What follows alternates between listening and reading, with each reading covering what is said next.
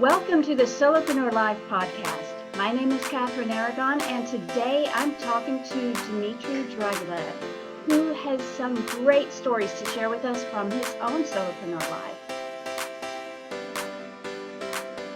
So thanks for joining us, Dmitry. Thanks for having me. Yeah, so tell us a little about yourself.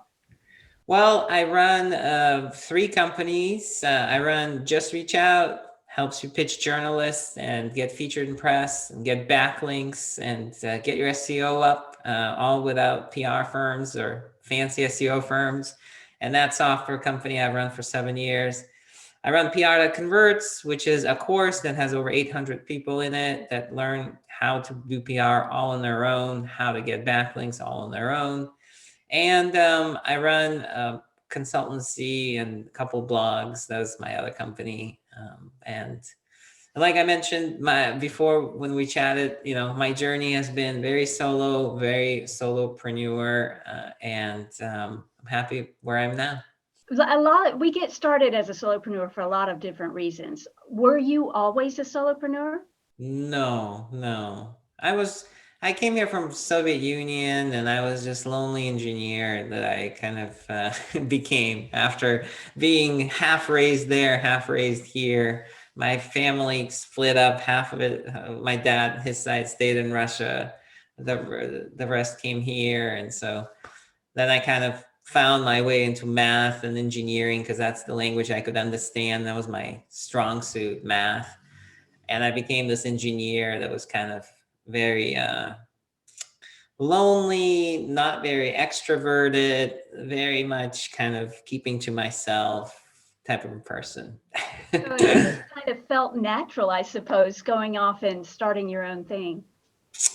Kind of, but I didn't know what to do. Like, I was an engineer at a company and I was not happy. I knew I was supposed to do something else with my life to fulfill, like I could be doing more. I was reading articles out there, aspiring to be somebody else. I didn't know what to do. So I quit my job and I moved to Silicon Valley, sold everything I had, and literally just went door to door trying to get an internship at a startup because I thought that maybe if I work at a startup, maybe I could get some knowledge into how to build businesses. I had no clue. I knew how to write C++ code. I was pretty good at that.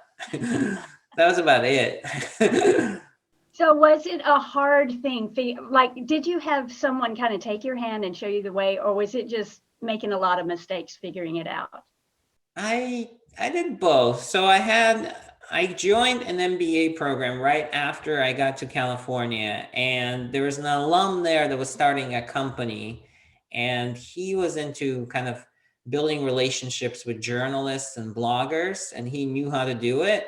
And it was just completely, everything was so foreign to me. And at first he didn't even want to hire me. He was like, "You're some engineer from East Coast, you have no experience." And so I said, "I'll just work for you for free." And he didn't even want that. He was like, "What are you going to do?"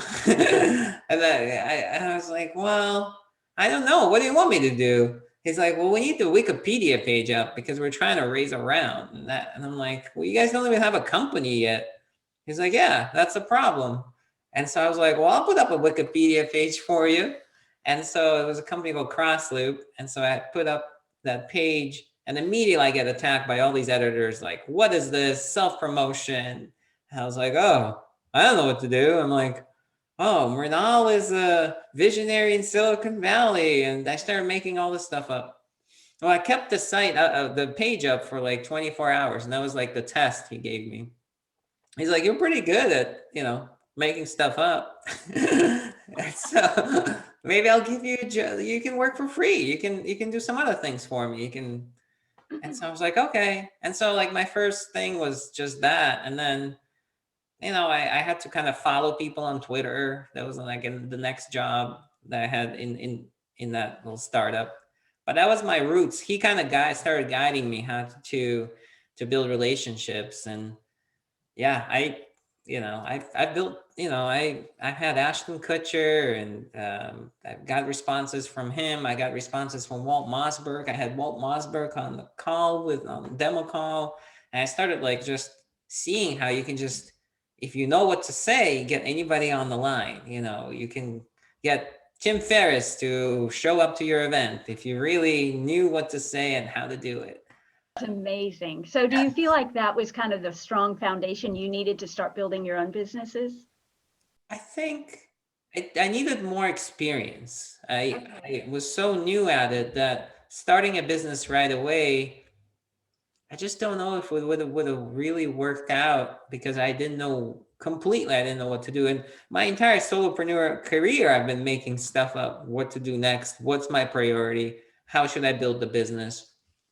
But if I had no experience after that one startup, and by the way, Crossloop went, got acquired 2.5 years later, and that was the first acquisition I was somewhat part of. Now I was just a marketing intern.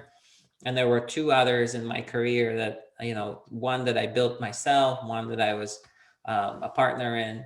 But I think before I started JustReachOut, the software company I run now, in 2014, after the second acquisition.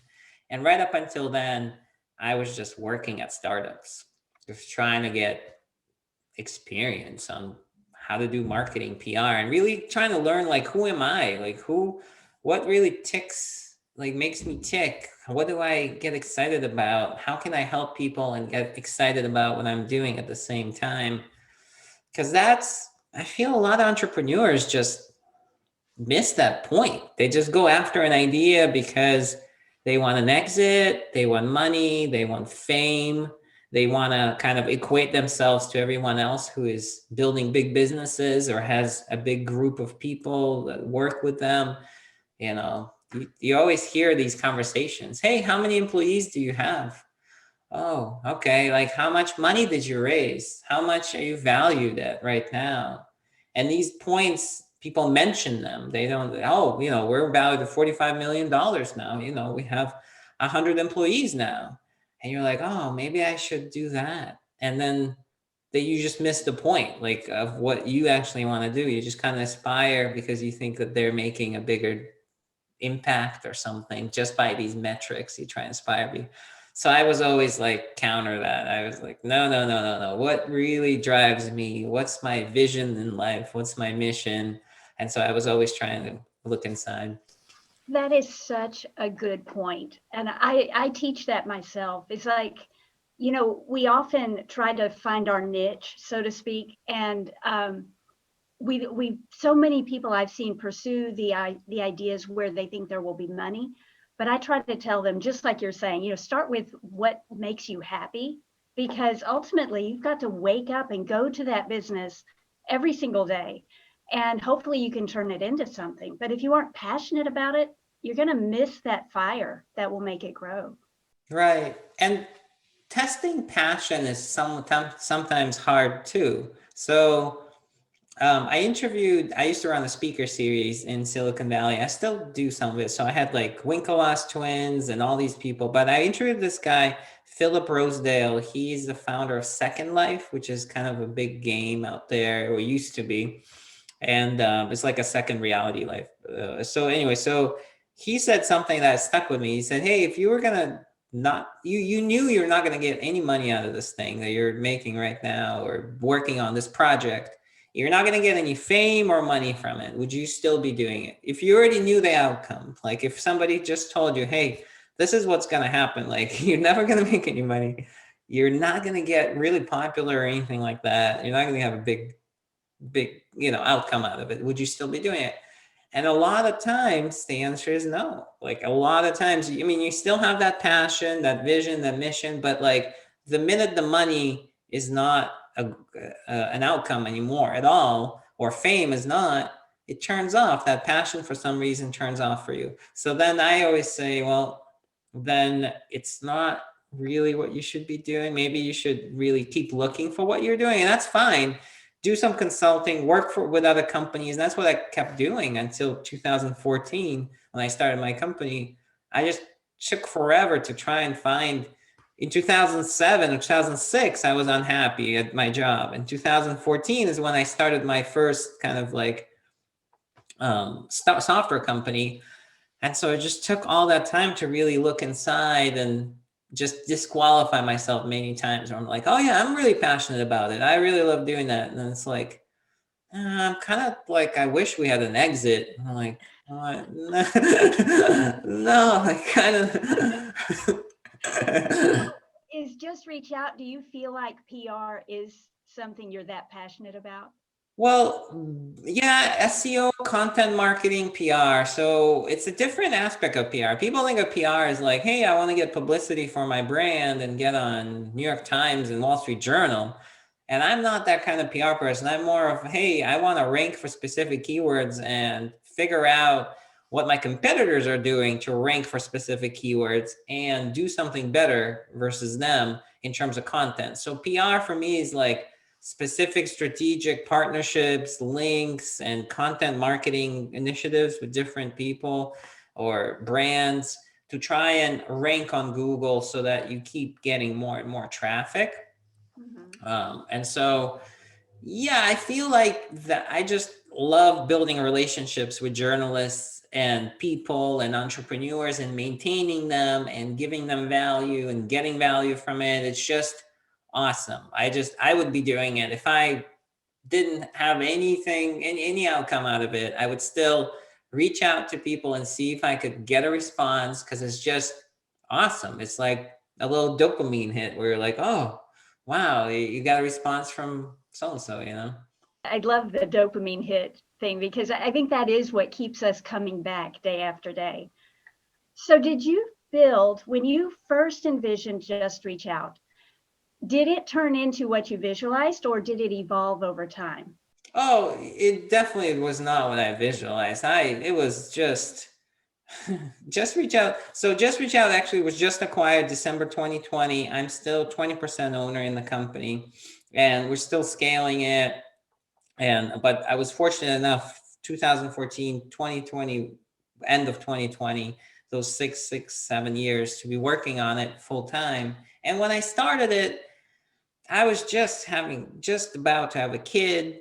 I said no to Google. So just a little history. I was working at Polar. I was the only marketer there. And in 2 years, we went from 0 to 40 million page views a month. And it was through PR and SEO. And then Google acquired the company. And then I said, hey, I actually don't want to go work for Google. So I should probably fire myself or have them fire me or let go before the acquisition so that there's no issues there. And so literally I gave up my position at Google, gave up a big chunk of money and decided, instead of that, I'm going to start my own company and teach people and enable them with software and tools to do PR outreach on their own. And, when I first started it, I literally just asked people for money. I drew little drawings of how it would look like, and I would ask 10 people for $50. And that if I could get 10 people give me $50 to prepay to use it, then I could probably build it. And so then for months, I just walked around meetups trying to get $50 from people. I felt like a homeless person begging for money because all I had is these drawings on a piece of paper. Like I wasn't a designer or anything. And then once I did get that money, then I put the prototype out there and it was just not even what people wanted to use. Like nobody could use it. And then so I was like, oh, I have to go do some more research, and I went back and literally I asked people for feedback. I incorporated it in there. I asked for feedback, incorporated in there. And eventually, I got to a point where I roped people in with enough feedback that they were like, okay, I gave you enough feedback, you implemented it, I'm going to try and actually use it. And that was my first customers. Yeah, it was like customer development and building the tool all at the same time, but it involves so much. Like right now it's an SEO tool pretty much. We went through a phase where it was a PR tool for small startups. We went through a phase where it was like more PR tool for larger brands. We've had Airbnb and HubSpot use us, Semantic used us. And now it's an SEO tool for content marketers. So it really has changed. We've changed focus, we changed pricing over these 7 years, but it's been awesome. And I think the best decision I made was never to take funding from anybody or get investors involved. And it's just a personal choice. Some people, but I really looked inside, how do I see it working out for me? Did you expect it to get bought out? Was that something you were pursuing?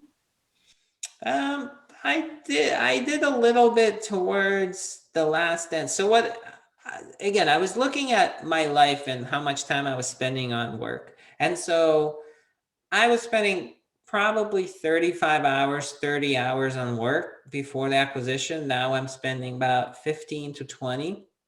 Oh, nice. So, yeah. And so my kids are 4 and 6, and I had this, focus of, hey, while they're that young, I got to spend more time with them. When they are older, I can work more. And so running it for 6, 7 years, the next logical step would be to amp it up, to get more people to work on it. And I knew I needed to do something there in terms of growing it. And so I wanted to bring in a partner that could do that, and I could still have a stake in it, but I don't have to work as much because I can spend more time with my kids. And it's spending time with my kids is very apparent because I speak Russian to them. My wife speaks English. And so when I don't spend a lot of time with them, maybe just 2 or 3 days, you can already tell by how they answer to you. So they'll answer in English. And so that's immediate feedback, how much time I've spent with them, right? Because if I'm spending time with them every day, then they answer to me in Russian. And if I keep it up. And so I was like, all right, I gotta maybe sell a big portion of it to spend more time with kids and just enjoy this time with them while they're young. And so I seeked it out a little bit, but I kind of came across a lot of buyers who were just not a good fit. Like maybe 67, 68 buyers that I talked to that were just, they're financial buyers are looking at it from a financial standpoint of how much money they can make with it in short term versus long term, how much money they can take out of the company, all that. I needed a strategic buyer. And so the guy who bought it, he's an SEO guy. He runs another SEO SaaS. And so it was just like a great fit. So I seeked it out a little, but for a specific reason, I was kind of working less, spending more time with kids. But yeah. Cool. Now, when you first told me it was acquired, I guess in my brain that meant you were done with it, but it's still kind of your business. You still are working on it. Yeah, so I'm still the face of the company. I still correspond with customers, and I still own a portion of the company. And yeah, so to an outsider, I guess it doesn't change all too much. They might see my new partner's company integrated with it a little bit. But yeah, I still am part of the company because the company like image is a lot of me in it. So it was, and that was deliberate. Like I didn't want to let go of it completely. A lot of people just want to get rid of their business, start something completely new and forget about it. I kind of like it. I like JustReachOut. I like people using it and helping them doing PR, and I help them even if they're not a customer. They'll email me and say, "Hey, I can't pay you, but I have this pitch. Can you look at it?" And I'll look at it and say, "Hey, this is what you got to change and why," because I just like doing it. And so I couldn't really imagine myself not doing this. I guess I don't know, but it took me a while to find this passion, I guess, through just working for different startups. It does fit your model of something you would do for free, doesn't it? Right, right. Yeah, yeah, yeah. So I could totally see myself. And I tested it many times, like, hey, would I actually like help somebody for free, like pitch journalists or bloggers or figure out keywords to rank for? And I'm like, actually, yeah, I kind of get carried away in that stuff. So Why not? It's fun. So let's talk now about how you got from being a full-time working on your business to being able to put just 4 to 5 hours a day into your business. How do you manage that? So many of us are putting 40 plus hours into our business.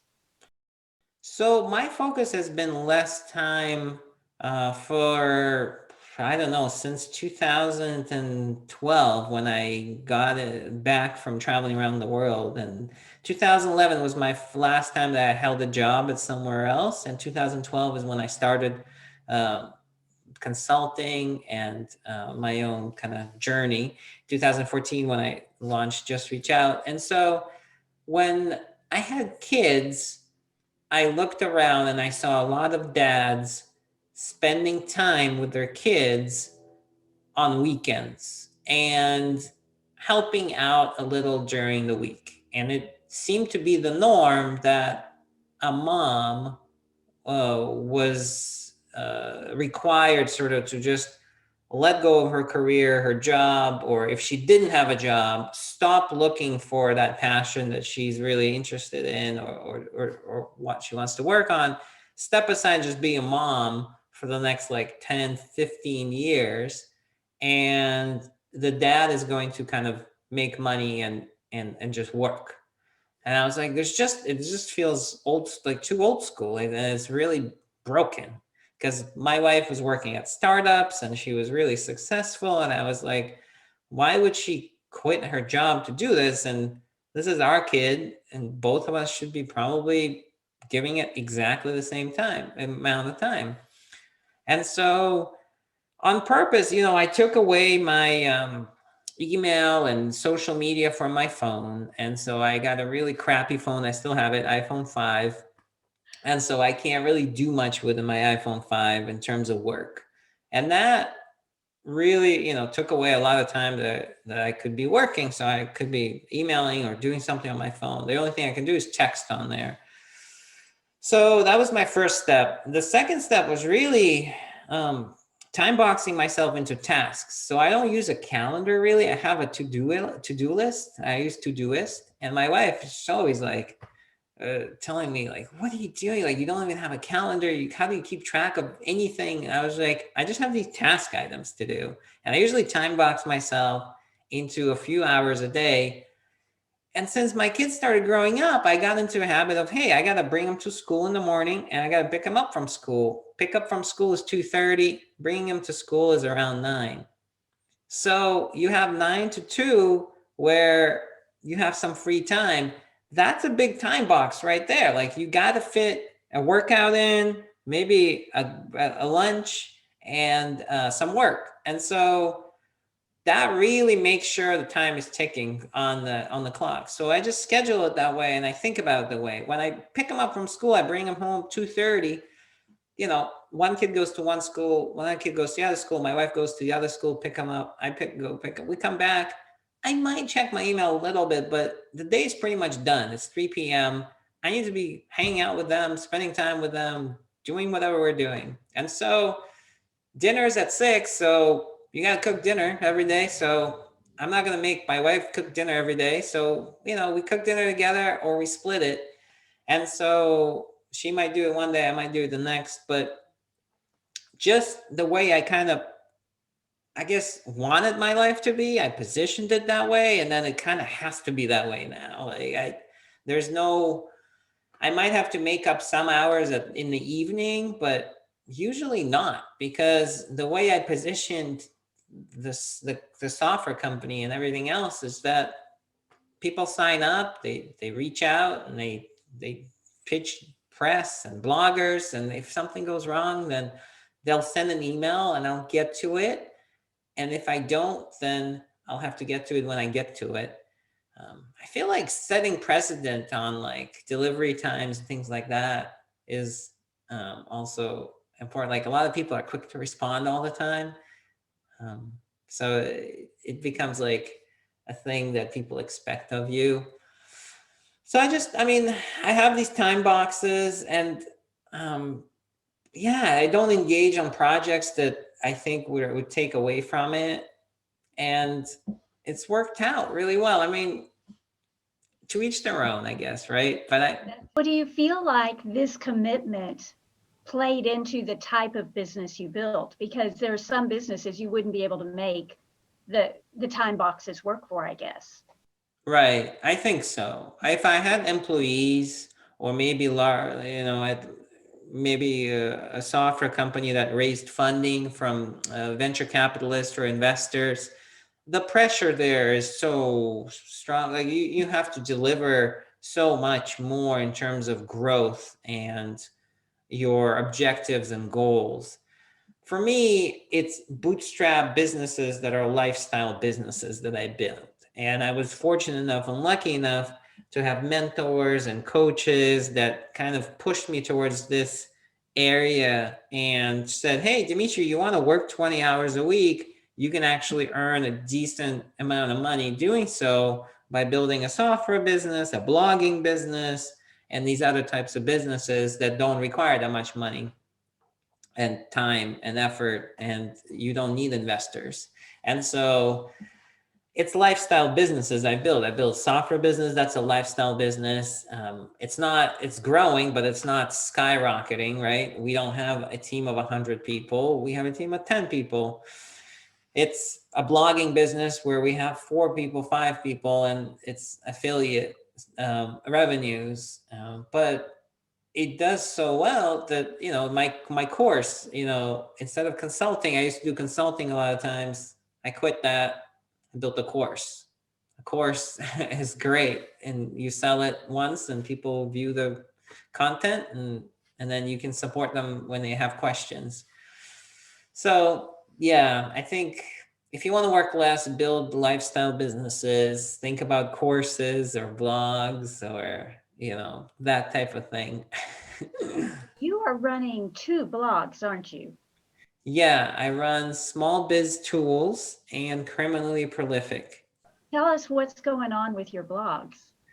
So I have Small Business Tools, which is a blog that I launched October of last year. And the idea for it just naturally came when I was looking for tools. I found there's plenty of listicle articles for tools, sort of best marketing tools, best campaign management tools, best email tools. And there's plenty of kind of G2 Crowd, Capterra, these affiliate sites that sort of, it's kind of, some of them are pay to play, where best VoIP providers for 2021. Well, guess what? Like most of those VoIP providers are paying to be number 1 spot, number 2, number 3. Capterra and G2 Crowd, those reviews that you see on there, the majority of them are driven by those brands that are trying to push their customers to review their software on these other those websites. So I was just like, it's kind of hard to really pick great products and see real reviews of them. You kind of have to seek them out on YouTube and look at like Google review and the name of the product.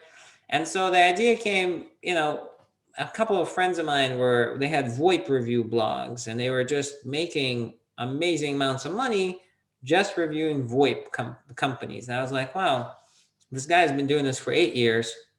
He's got a blog about VoIP reviews. This is all he does. He reviews VoIP products every day. And now he makes amazing amounts of money on it just to have these companies kind of sponsor his blog. I'm like, I don't really want sponsorships. I want like tighter relationships with partners that I know, but I could probably do a better job at reviewing and finding and testing tools out there for small businesses.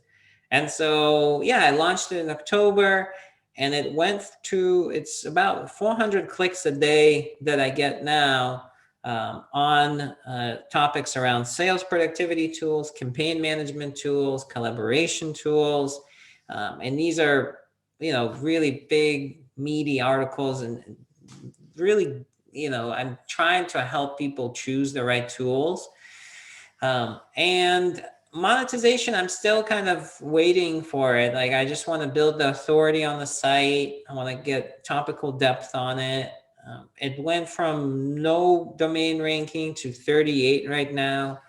So it's going in the right direction. I think this year I'll start exploring monetization. I think what I'll probably be doing is just working with partners and tools that I've used before and having them sponsor posts, maybe figuring out ways to partner with them where I can refer people their way. But yeah, that's small business tools. And then Criminally Prolific, I've had that since I started 2012. That was my first site. I turned it into a blog pretty much because the only other thing I have is I don't consult or anything. So I have a course where I do these calls with people about SEO and PR. And so Criminally Prolific, that gets 40,000 uniques a month now. And it's just my own blog. And the topics are mainly around emailing, cold emailing, how to get conversions from email. And so, yeah, so I have affiliate partners for that. That just works out really well.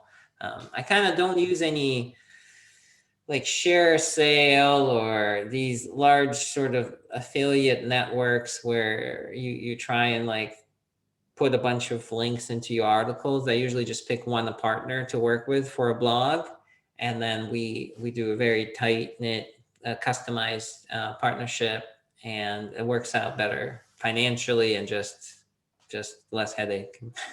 Do they let you actually use their product so you can write the article better? Yeah, so they let me use their product, and it's somebody that I usually know for a long time, like Mailshake. I know Sujan Patel for a long time. We've spoken at many conferences before. I've used the product on and off for years. I kind of trust the brand. I trust his team, and so then somebody like that is a perfect fit for me to work with. If it's a new product, I'll review it, but I won't necessarily partner with them just yet. So I need to get to know the team and the product and really how it benefits others. And then I might do a deal with them where I would promote the product on posts and push people towards their pages and do affiliate partnerships or something like that. You just rely on SEO for your blogs, or are you also doing email marketing? Do you build a list for those blogs? I do have a list. I haven't been as vigilant on building the list, so I mainly been just kind of focused on SEO. But I do have a list. It's about 40,000 people on the list, and I end up emailing them once in a while, letting them know kind of new articles or any content that comes out. And SEO has been my sort of focus, though, for both blogs. Link building and improving the content. And so a lot of my time, a lot of my work these days is just improving content and getting links to content through partnerships. So helping people out with promoting, and then in return asking them to promote my articles. So we usually have a really good relationship with, we have relationships with many people and brands, but I feel like link building, the missing piece for most people is building these relationships with other brands where you help each other through different initiatives, by mentioning each other in different places. That is more powerful than just emailing a bunch of people and asking them to link to you, or doing a bunch of guest posts all over the place, or doing a bunch of interviews everywhere. It's just very useful to just get a circle of friends, and be it one big circle or maybe it's a bunch of one-on-one, kind of helping a lot of different people at once, and then they end up helping you. Those links are usually probably the best. I love that mindset. So it's not just a lifestyle business, it's a relationship business. Yeah. Both of the blogs are kind of relationship business. That's why it works so well with my Just Reach Out in the software business, because it's just building relationships with people. It's reaching out, saying, hey, I saw this. Would you like me to mention you here? Usually when I reach out, I don't ask for anything. I always say, hey, I'm writing an article for Intuit and I'm about to mention you here. Is this the good text to use for you or something like that? Because I want to build a relationship with them. And then I'm just not going to really ask them for anything for a while, because then naturally they might reciprocate, but they might not. But that's how I would start any kind of relationship. That's pure wisdom. So okay, let me ask you one final question. If you could go back in time and give yourself one piece of advice, what would it be? I'd probably say, focus on what my own advice that I kind of talked about earlier today. Is just focusing on what your vision is and your mission is in your life and finding it sooner. It took me a while to figure that out. And a lot of people struggle with this. They don't know what they should be doing after they graduate or after they work for a while. And it could change as you grow older. And I feel like checking in with that and thinking about it and harping on it and trying to figure out what it is that really makes you tick is really important.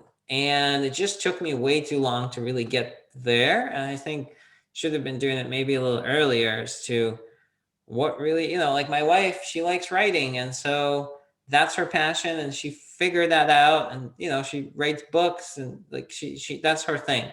And so it took me a while to figure out that building relationships and teaching people how to do so, and that is what I love doing and that what makes me tick. And then from that, I figured out, okay, I can build a software company on it. I can build a blog on it. And this stuff won't kind of ever go old for me. I think that would, because then you're just following, if you don't do that, you're just following ideas that someone else kind of puts into your mind, or maybe you think of, but you don't have that true passion about it that makes you tick. You haven't analyzed it, and so it's not as meaningful to you, I guess. Very, very good wisdom. I think we can all take that to heart.